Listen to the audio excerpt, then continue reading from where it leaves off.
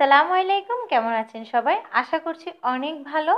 আবারও চলে এসেছি আপনাদের জন্য নতুন আরেকটি রেসিপি নিয়ে, হোম কুকিং জেবিন রেসিপি থেকে। আমি জেবিন মিশু। আজকে তৈরি করে দেখাবো খুবই মজাদার, খুবই ইয়াম্মি আর খুব অল্প সময়ে চটপটা তৈরি করে ফেলতে পারবেন এমন একটি নাস্তার রেসিপি, যার নাম হচ্ছে পিন হুইলস। এটির নাম পিন হুইলস হলেও এটি খেতে কিন্তু কিছুটা পরিমাণ বাংলাদেশি সিঙ্গারা বা চমুচার মতো। এর বাইরেটা হচ্ছে মুচমুচে আর ভিতরটা হচ্ছে নরম তুলতুলে। খেতে খুবই অসাধারণ, তৈরি করতেও খুবই সহজ। তাহলে অবশ্যই আজকের এই রেসিপিটি দেখবেন। সম্পূর্ণ ভিডিওটি দেখার অনুরোধ রইল। ভিডিও ভালো লাগলে অবশ্যই কিন্তু একটা লাইক দিয়ে দিবেন। চ্যানেলে নতুন হলে অবশ্যই সাবস্ক্রাইব করে ফেলবেন। রিং বেল আইকনটি ক্লিক করে রাখবেন নতুন ভিডিও পাওয়ার জন্য। ভিডিও ভালো লাগলে অবশ্যই শেয়ার করে দিবেন। পটাটো পিন হুইলস বানানোর জন্য এখানে আমি 1.5 কাপ পরিমাণ ময়দা নিয়ে নিব।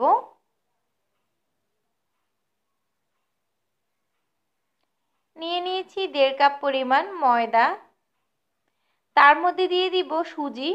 3 টেবিল চামচের মতো আমি এখানে সুজি দিচ্ছি।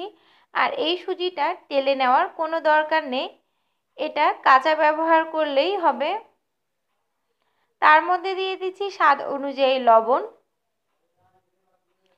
এবার এই শুকনো উপকরণগুলোকে ভালো করে একটু হাত দিয়ে মিক্স করে নিতে হবে। মিক্স করে নিয়েছি। এবার এর মধ্যে দিয়ে দিব রান্নার তেল। আমি এখানে সয়াবিন তেল দিয়েছি 2 টেবিল চামচের মতো। আপনারা চাইলে অলিভ অয়েলও ইউজ করতে পারেন। এবার এটাকে খুব ভালো করে হাত দিয়ে মিক্স করে নিতে হবে।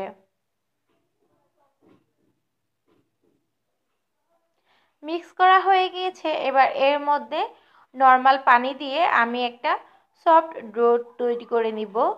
আর এই পানির পরিমাপটা আসলে আপনাদেরকে বলে বোঝানো যাবে না।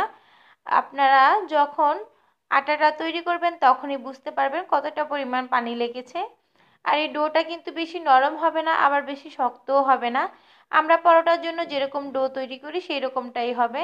এবার এটাকে ঢাকনা দিয়ে রেখে দিব 30 মিনিটের জন্য।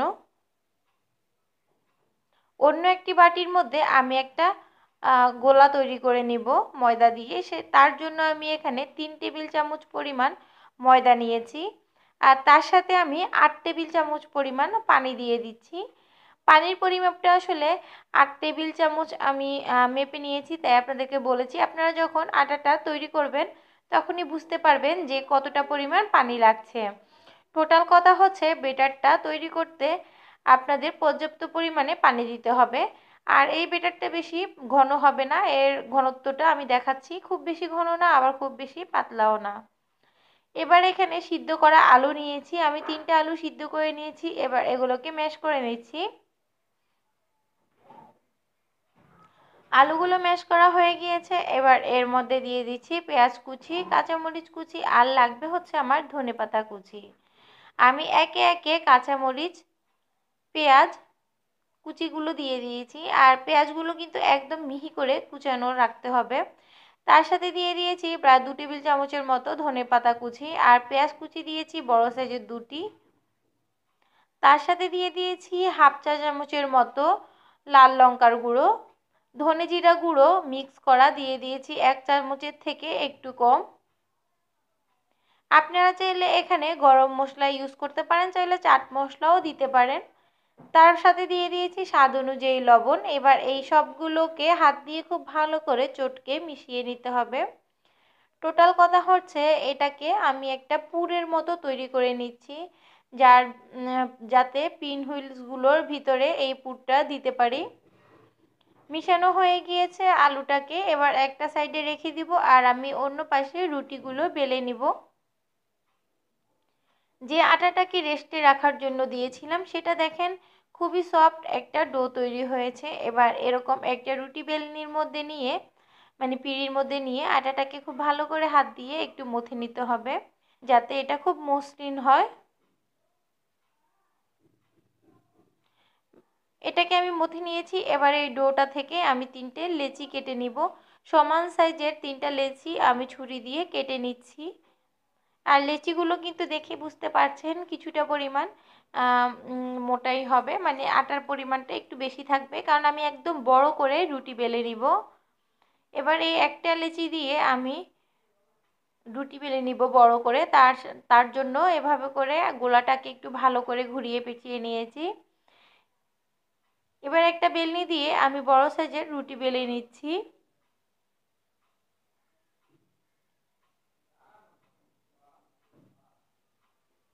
আর এই রুটিটা বেলার সময় কিন্তু কোনো রকম ময়দা বা তেল ব্যবহার করা যাবে না, এমনিতেই রুটিটা ছেড়ে ছেড়ে যাবে। সুজি দেওয়ার ফলে কিন্তু এটা খুব সুন্দর করে বেলা যাচ্ছে।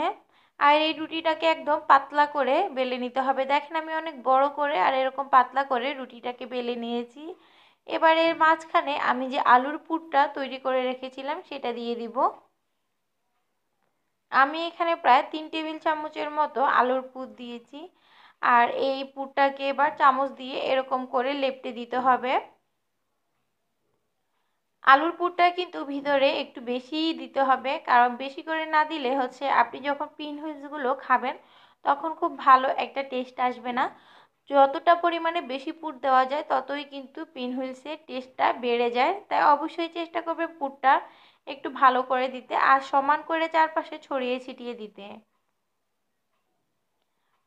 পিন হুইলসের মধ্যে পুরগুলো দিয়েছি। এবার এটাকে আমি রোলের মতো করে এরকম হাত দিয়ে পেঁচিয়ে নিচ্ছি। আমি রুটিটাকে এরকম রোলের মতো করে পেঁচিয়ে নিয়েছি। দেখেন খুব সুন্দর করে এটা পেঁচানো গিয়েছে।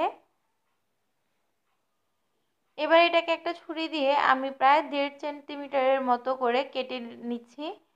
আপনারা চাইলে আরও ছোট বা বড়ও রাখতে পারেন, তবে এর থেকে বেশি বড় সাইজ করলে দেখতে সুন্দর লাগবে না। এবার এগুলোকে নিয়ে হাত দিয়ে এরকম করে একটু চেপটে দিতে হবে। দেখতে কিন্তু কিছুটা বালিশ বালিশ মনে হচ্ছে, তাই না?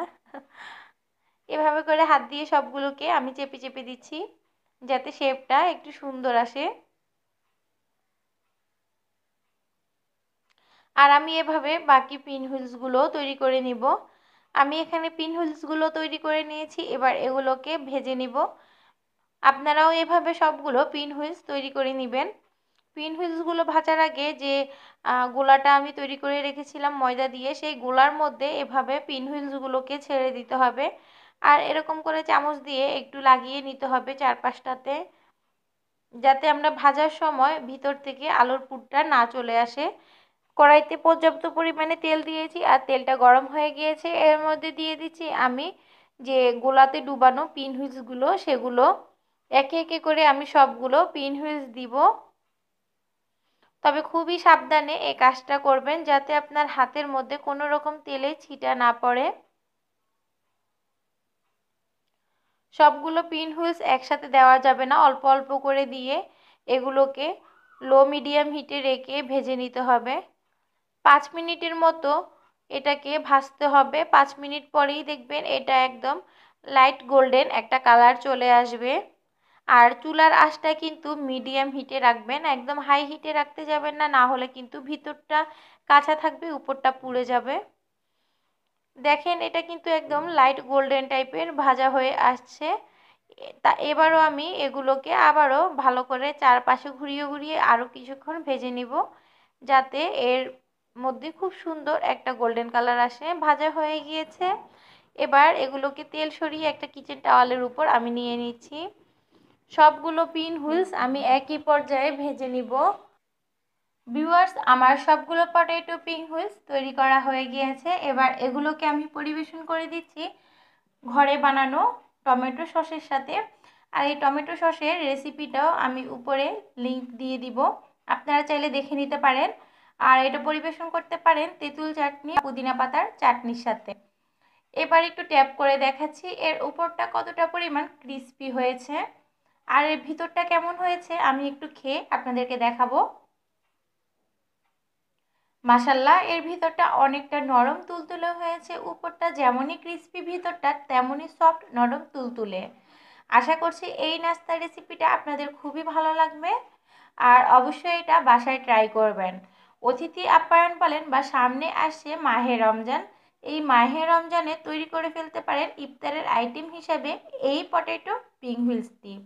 তাহলে অবশ্যই কিন্তু বাসায় এটা তৈরি করবেন আর আমাকে জানাতে ভুলবেন না কেমন হয়েছে। আশা করছি ভালো থাকবেন। ভিডিও ভালো লাগলে লাইক কমেন্ট শেয়ার করে দিবেন। পরবর্তী ভিডিও দেখার জন্য আমন্ত্রণ রইল। আল্লাহ হাফেজ।